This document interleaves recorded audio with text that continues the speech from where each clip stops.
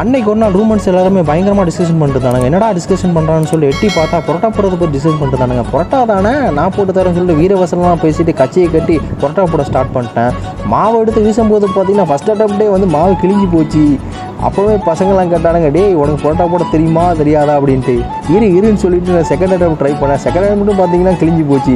என்னடா இதே சுனாப்பானக்கு வந்த சோதனை அப்படின்னு சொல்லிட்டு கடுப்பாயிட்டேன்.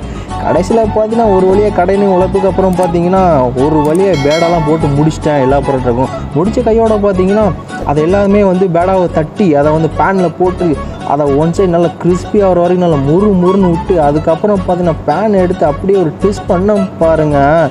பசங்களாம் மிரண்டே போயிட்டாங்க. என்ன மச்சான் பல வித்தையை கையில் வச்சுருக்கா போலே அப்படின்னாங்க.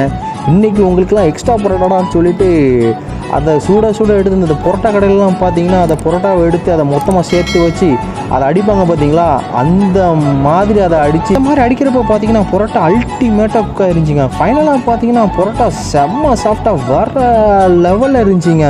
நீங்களும் உங்கள் ஃப்ரெண்ட்ஸ் கூட இந்த மாதிரி எக்ஸ்பீரியன்ஸ் பண்ணியிருந்தீங்கன்னா மறக்காமல் கமெண்ட்டில் ஷேர் பண்ணுங்கள்.